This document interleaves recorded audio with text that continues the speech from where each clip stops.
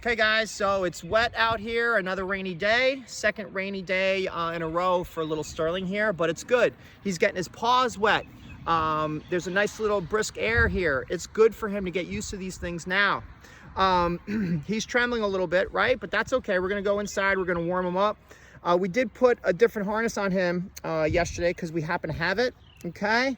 And this one is your standard kind of typical harness.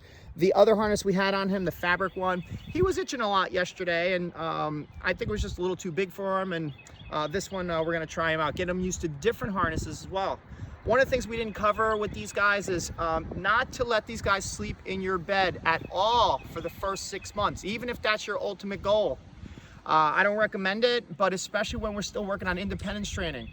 If our ultimate goal is, again, for your dog to be loose in the house all the time and not peeing and pooping, not having to worry about him, not constantly having to supervise him, and even sleep in your bed, we have to get him used to not doing that in the beginning. Because if he goes right to your bed, because it's easier when you're training them, because sometimes they're crying a little bit, it's going to actually not help him with his independence. And then later on, if he doesn't get to sleep with you, you go on vacation, you go on a few days away and he's not with you, separation anxiety, those kinds of things. So keep that in mind, because again, it's pretty easy to convince yourself that, hey, you know what, I'm being a nice person if I let him in my bed on day 2 or 3 or 4 or a weekend or 2 weeks out.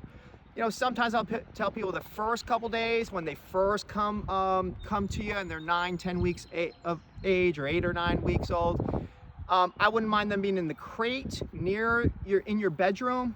But the worst case scenario sometimes is a crate on the bed, just because those first couple days we really miss everybody, and we're gonna cry a little bit more. And sometimes you might be in an apartment where you just can't have that for the night.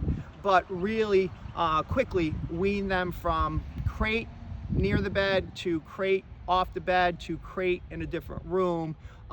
That's really important until we're done potty training, teething, and independence training. Thank you.